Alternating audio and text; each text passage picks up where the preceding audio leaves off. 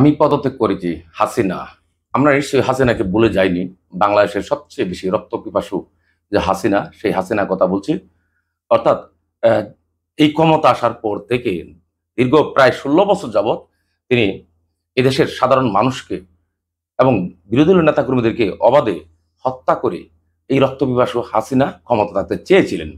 তারপরে আমরা এখন দেখলাম যে ভারত তাকে নিয়ে একটি বিশাল খেলা শুরু করেছে এবং এই খেলা কতটা ঠিক সফল হতে পারবে কিংবা পারবে না সেটা অবশ্য সময়ই বলে দিবে। তবে আমি বলবো হাসিনাকে এই সরকারের, অর্থাৎ প্রফেসর ইউনূসের যে সরকার অন্তর্বর্তীকালীন, এই সরকারের তাকে দ্রুত আসতে দেওয়া উচিত। তাকে আসতে দেওয়া উচিত এই জন্যেই আমি বলবো যে এই দেশের যারা এই পর্যন্ত মানে হতাহতের ঘটনা, যতগুলো ঘটনা ঘটেছে গত প্রায় 16 বছর যাবৎ, প্রত্যেকটা পরিবারের উচিত, ভুক্তভোগী পরিবারের উচিত হাসিনার বিরুদ্ধে ফৌজদারি আইনে মামলা করা। আমি এখানে কয়েকটা বিষয় নিয়ে আসছি তার ষড়যন্ত্রের। হাসিনা যে বসে আছে ঠিক বিষয়টা কিন্তু এমন না।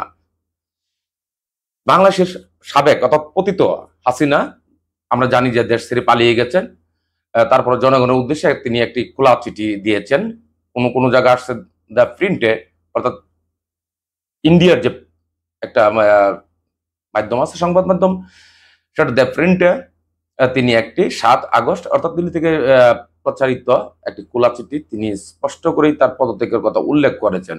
এখন খেয়াল করবেন, আজ কত তারিখ? আজ 11 তারিখ, কিন্তু এর মধ্যে পানি অনেক দূর গড়িয়ে গিয়েছে। ওই খোলা চিঠিতে ভারতের একাধিক সংবাদ মাধ্যমে প্রকাশ হয়েছে এদেশের মানুষ এবং মানুষের বিরুদ্ধে গভীর ষড়যন্ত্রে লিপ্ত হয়েছেন এই শেখ হাসিনা এবং তার ছেলে। এর আগে তার ছেলে 5 দিনে 5 রকম বক্তব্য দিয়েছেন। আমরা দেখে যে সর্বশেষ রয়টার্সকে তিনি যে বক্তব্য দিয়েছেন, সে বক্তব্য বলেছেন তার মা পদত্যাগ করেননি। তাহলে কি হলো? তার মা প্রধানমন্ত্রী এখনো। তার মা যদি সাংবিধানিকভাবে প্রধানমন্ত্রী হয়ে থাকেন, তাহলে তো অন্য যেগুলো বর্তমান যে সরকার সেটা অবৈধ হয়ে যায়। সেই জন্যই হয়তো গতকাল আমাদের যে সদ্য পদত্যাগকারী বা বিদায়ী মানে জয় বাংলার পক্ষের বা জয় বাংলার শক্তির যে প্রধান বিচারপতি, যিনি ডিবির হারুন থেকে তলোয়ার নিয়েছিলেন, যিনি ছাত্রলীগদের কাছ থেকে ফুলের শুভেচ্ছা নিয়েছেন, বিভিন্ন মানে উপহার এবং উপঢৌকন তিনি নিয়েছিলেন, আমরা এরকম দেখেছি।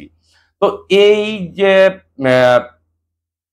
প্রধান বিচারপতি এবং সুপ্রিম কোর্টের আপিল বিভাগের যে 7 জন বিচারপতি, তারা একটি জুডিশিয়াল কু করতে চেয়েছিলেন। গতকাল যখন প্রফেসর ইউনূস সে রংপুরে আবু সাইদের বাড়ির উদ্দেশ্যে তিনি হেলিকপ্টার উঠবেন, ঠিক সেই মুহূর্তে তারা এই জুডিশিয়াল কু করবেন ভার্চুয়ালি একটি বৈঠকের মাধ্যমে, আমরা যতটা দেখেছি। কিন্তু আমাদের প্রিয় সেনাবাহিনীর জুনিয়র অফিসাররা ছাত্র নেতাদের কাছে, অর্থাৎ আমাদের যে বৈষম্য বিরোধী যে ছাত্র আন্দোলন বা এই ছাত্রদের নেতাদের কাছে, সমন্বয়কদের কাছে তারা এই বার্তাটি পাঠিয়ে দেন। পাঠিয়ে দেওয়ার পর ছাত্ররা দেখলাম আমরা সকাল 9টা থেকেই সেই সুপ্রিম কোর্ট প্রাঙ্গণ সহ তারপর প্রধান বিচারপতির বাসভবন তারা ঘেরাও করছে। সেখানে সেনাবাহিনীর সেসব অফিসাররা ছিলেন।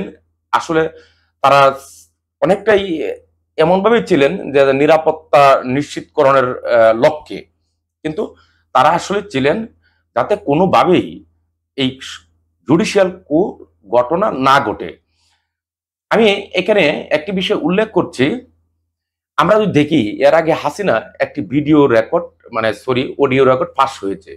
সেখানে তার নির্দেশনাগুলো ঠিক এরকম ছিল, নির্দেশনাগুলো যে একটি প্রতি বিপ্লবের, প্রতি বিপ্লবের পর যে প্রতি বিপ্লব, সেই প্রতি বিপ্লবের এখনো যে আশঙ্কা কেটে গেছে ঠিক এমনটা মনে করার কোন রকম সুযোগ নেই। তারপর কি দেখলাম, গতকাল একই দিনে বেশ অনেকগুলো ঘটনা ঘটেছে। গতকাল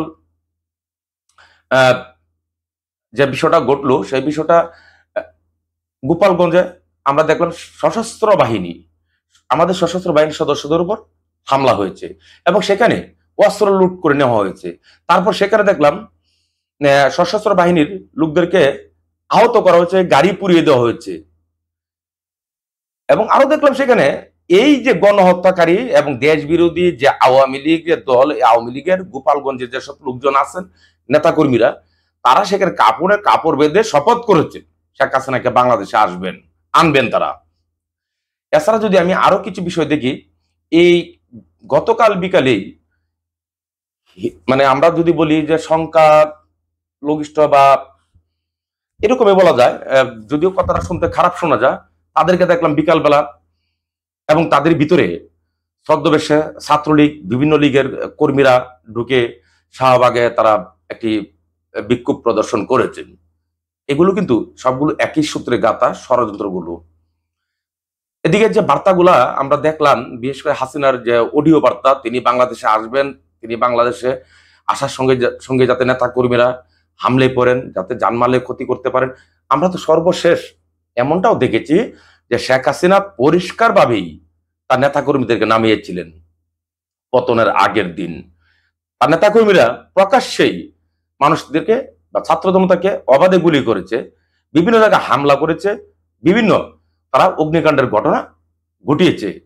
এই আওয়ামী লীগের এইসব অর্থাৎ সন্ত্রাসী এই বাহিনী, এই সন্ত্রাসী বাহিনী এখনো বাংলাদেশে আছে তারা রাজনীতি করার জন্য। হ্যাঁ, তাদের রাজনীতি করার অধিকার অবশ্যই আছে, কিন্তু এই আওয়ামী লীগ নাকি আওয়ামী লীগের নামটা একটু সংশোধন হওয়া উচিত, সেটা আমার মনে হয় একটু ভেবে দেখা উচিত। আমি এইখানে আরেকটু কথা বলতে চাচ্ছি আমাদের পশ্চিমবঙ্গ বা ভারতের মিডিয়া নিয়ে। ভারতের মিডিয়া দেখছি আমরা প্রচন্ড প্রপাগান্ডা শুরু করেছে, যা বিবিসির একটি সংবাদে তারা এটা সত্যতা খুঁজে পেয়েছে। বিবিসি সংবাদে প্রকাশ করেছে যে ভারতের মিডিয়াগুলো যেসব প্রপাগান্ডা চালাচ্ছে ঠিক সম্পূর্ণগুলোই এগুলো কোনো সত্যতা পায় নাই। অর্থাৎ এই যে বিভিন্ন সংখ্যালঘুদের বাড়িতে হামলা, বিভিন্ন রকম মানে নির্যাতন, লুটপাট, এই জাতীয় যে মিডিয়ার যে খবরগুলো আসছে সেগুলো কোন রকম তারা সত্যতা পায়নি। এখন আমরা একটু দেখি যে ভারতের দ্য ফ্রেন্ডকে যে চিঠিটি দিয়েছেন শেখ হাসিনা সেটা কিরকম, আমি একটু আপনাদেরকে একটু শোনাচ্ছি। তিনি বলছেন, আমি পদত্যাগ করেছি শুধুমাত্র লাশের মিছিল যেন আর না দেখতে হয়। বিষয়টা খেয়াল করবেন, তারপর আমি এটা নিয়ে মন্তব্য করব। ছাত্রদের লাশের উপর দিয়ে ক্ষমতা যেতে চেয়েছিল ওরা, ওরা কারা? তারা ক্ষমতা এসছে তারা এবং বিএনপি, এই একটা প্রশ্ন আমি রাখলাম। তিনি বলছেন, আমি তা হতে দিইনি, ক্ষমতা দিয়ে এসেছি। ক্ষমতা আমি থাকতে পারতাম যদি সেন্ট মার্টিন দ্বীপ আর বঙ্গোপসাগর আমেরিকার হাতে ছেড়ে দিতাম। বিষয়টা খেয়াল করবেন। তিনি বলছেন, অনুরোধের তোমরা মানে ছাত্রদের উদ্দেশ্যে বলছেন, তোমরা ব্যবহৃত হইও না। আমি বলে এসেছি আমার সোনার সন্তানদের যারা লাশ করে ঘরে ফিরেছে তাদের জন্য বিচার করা হয়। আমরা তো জানতাম শেখ হাসিনা সোনার সন্তান, তার ছাত্রলীগ সন্ত্রাসী লীগ, তাই না? তো আমাদের ছাত্ররা যদি তার সোনার সন্তানই হয়ে থাকে, প্রথম যখন শহীদ আবু সাইদ সহ অন্যান্যদেরকে হত্যাকাণ্ডের ঘটনা ঘটলো বা পুলিশ হত্যা করেছে, শেখ হাসিনা কি তাদের বিষয়ে একটি কথা বলেছে? না, একটি কথাও বলে নাই। শেখ হাসিনা বলে নাই, তার সরকার মন্ত্রী পরিষদের আমরা কাউকেই বলতে শুনি নাই। তো তাই নয়, তারা এটাকে নিয়ে এক প্রকার উপহাসও করেছে। আমরা তো এমনটাও দেখেছি। শেখ হাসিনা বলেছে, হয়তো আজ আমি দেশে থাকলে আরো প্রাণ যেত, আরো সম্পদ ধ্বংস হতো, আমি নিজেকে সরিয়ে নিয়েছি। আমাদের দুঃখিত, তোমাদের জয় দিয়ে এসেছি, তোমরা ছিলে আমার শক্তি, তোমরা আমাকে চাওনি, আমি নিজেই তখন চলে এসেছি, পদত্যাগ করেছি। অর্থাৎ শেখ হাসিনা একটা অসভ্য, এই রক্ত পিপাসু কবে থেকে এত ভদ্র হলো? তাকে তো চিনি, সেই এরশাদের আমল থেকে তাকে চিনি। তিনি কিভাবে তখন পুলিশকে টাকা দিয়ে এবং ছাত্রলীগকে দিয়ে মানুষ হত্যা করতেন, মানুষ হত্যা করে এটা এরশাদের উপর চাপাইতেন। আমি চাপানোটাকে আমি দোষ দিচ্ছি না, রাজনীতিতে এটা থাকতেই পারে, কিন্তু আমি মানুষ হত্যাকারী হিসাবে আমি তাকে অপরাধের কাঠগড়া দাঁড় করাতে চাচ্ছি।